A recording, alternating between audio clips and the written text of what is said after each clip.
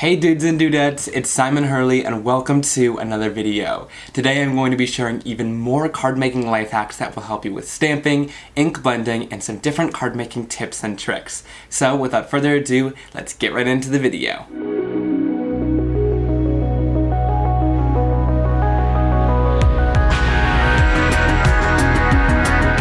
Alright, so this first tip has to do with stamping background stamps in your Misti and getting perfect results every single time. Alright, so I have this background stamp. This one is called Prom Dress, and I want a certain section of this background stamp when I'm stamping it. So most of the time, I'll just stamp my background stamp onto the surface with my paper like this. But sometimes the Misti can be super helpful if you don't get perfect results every time. So I'm going to take out my piece of foam inside of my Misti stamping tool, and there are two different ways to do this that I'm going to share. I'm going to peel off my acetate sheet, and the first way to do this is by taking your background stamp and placing it down onto your Misti. This is going to cling to your surface here, so it's not going to move. Is take a piece of your stark white cardstock, add a little bit of adhesive to the back of it. Then you can place your stamp wherever you want. So let's say I like this area right here. So I'm going to place this down, and then I'm going to pick it up with my stamp positioner lid. This makes it so that I can easily see where I'm going to place it. And then we'll go in with a little bit of ink. Let's here go in with a little bit of Game Over.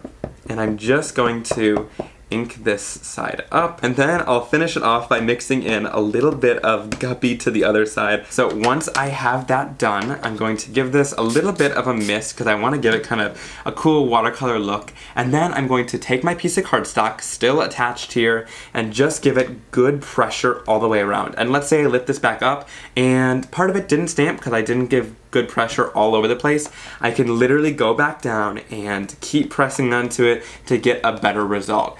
So that's why I like stamping inside of the Misti stamping tool, because you're easily able to give good pressure into different areas and do it several times if you need to. And there we have our awesome stamped results. So I was able to easily choose where I wanted it and give it good pressure a couple different times. Now here's method number 2. I'm going to take my cling background stamp and place it down into my Misti stamping tool like I usually would. I'll pick it up with the lid just like normal, and this is how you would stamp any clear stamp as well. But the difference here is I'm going to take my piece of cardstock, again, add a little bit of tape runner adhesive to the back.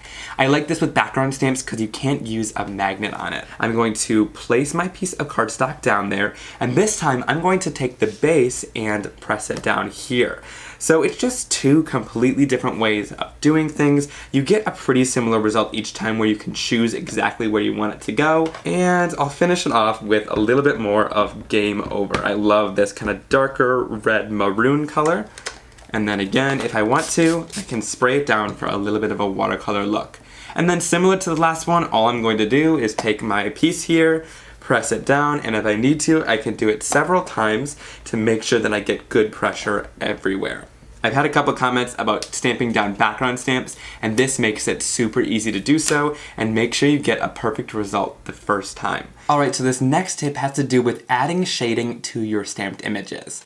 So I'm going to be taking the road trip stamp set and this big sending sunshine and hugs image from it. So first I'm going to go in with a layer of guppy here and go in and do my stamping.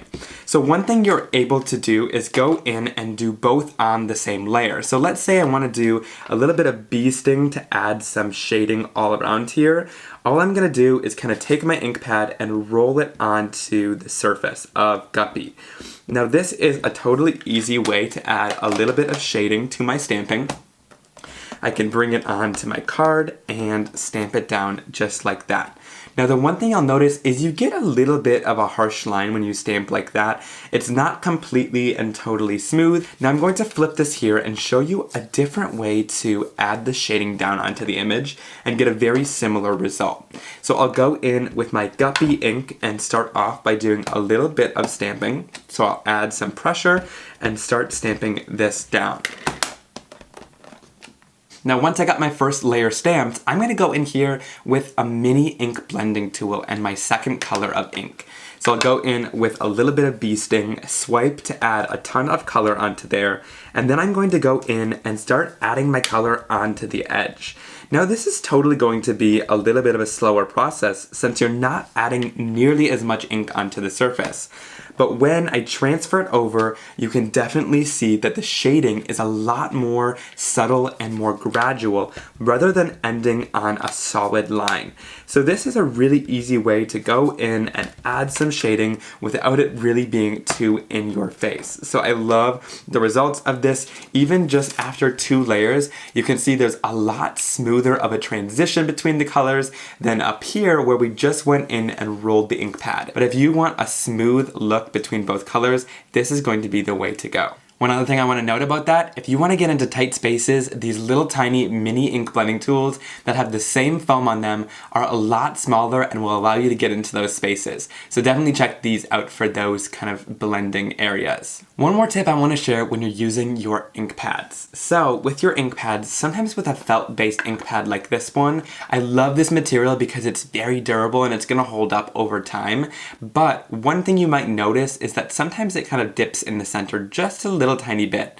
It's never really a huge amount or affects your stamping much, but sometimes people will just hold on to these edges and give a very light pressure, and then they won't get a ton of ink down because you're giving like pressure to the sides and not the center. So like look, you're missing a lot of spots there.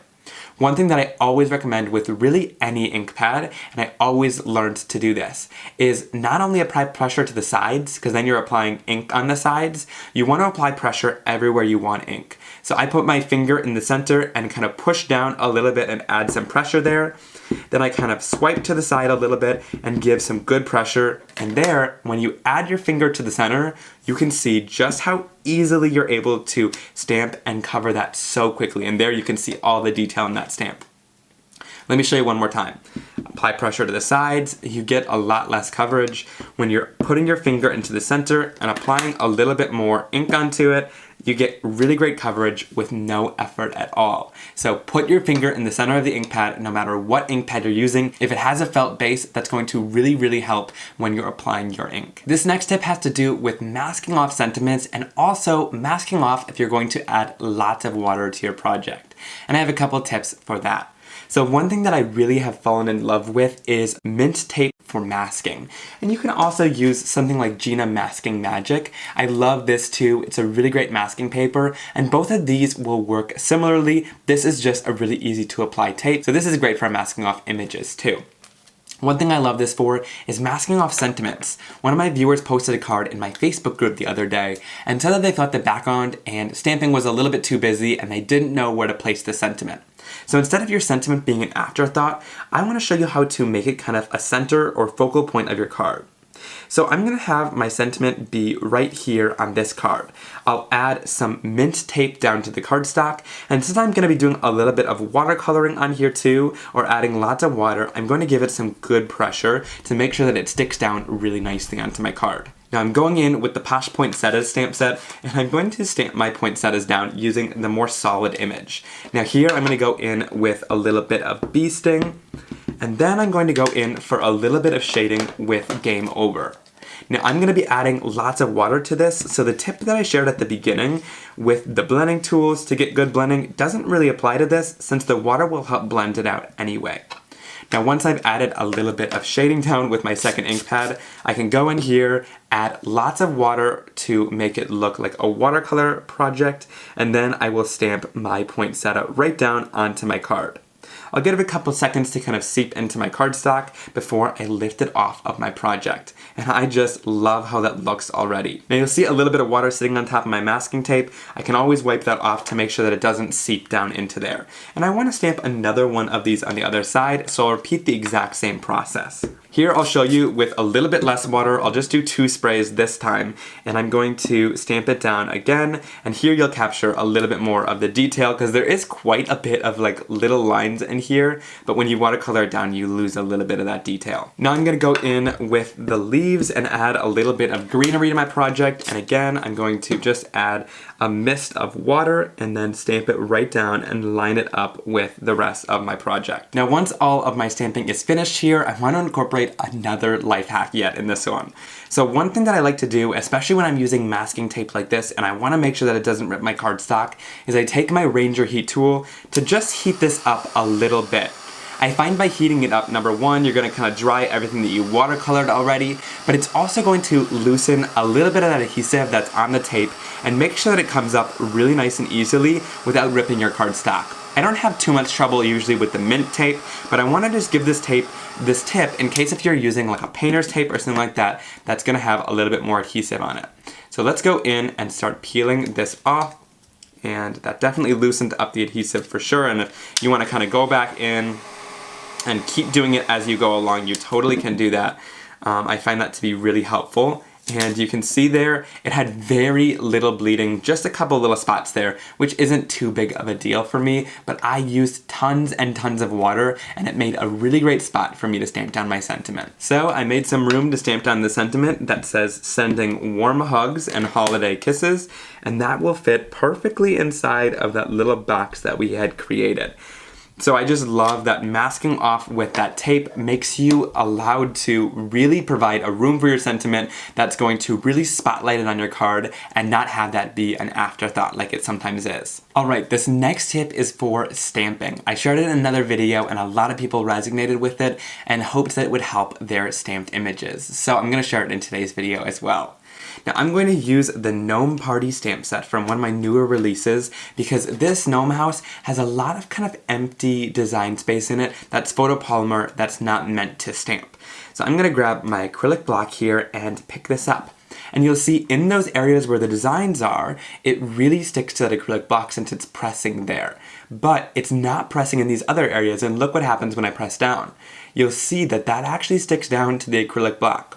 So something that I find, especially in ones where there's even more area of photopolymer than just this isn't too bad, but I find that I want to push out all of those air bubbles to make sure that I get a really good stamped image and don't get any ink where I don't want it. So I'll go into here, apply my ink down, and then I'm going to stamp this down.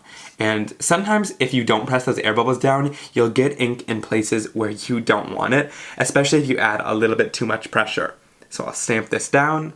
Another tip I have, honestly, while we're here, is to use thinner acrylic blocks. I find that I drop them less because they're a little bit less heavy, but also I'm able to like give a little bit better pressure and make sure that my whole image is going to stamp. And that's quite a large image too. So when you have areas of design like this, or even on this wreath that I shared in my last video, you want to make sure you press out all the air bubbles to get really good stamped images and make sure you don't get any ink where you don't want it. Alright guys, I hope you really enjoyed this video and found those tips extremely helpful. If you did, please leave a comment down below which tip you liked the best, give this video a big thumbs up, and share your card making life hacks down below as well.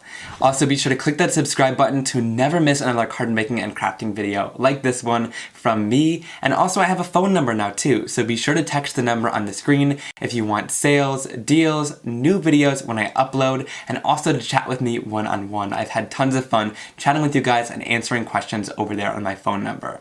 Alright everyone, I'll see you very soon for another video. Have a great day. Bye!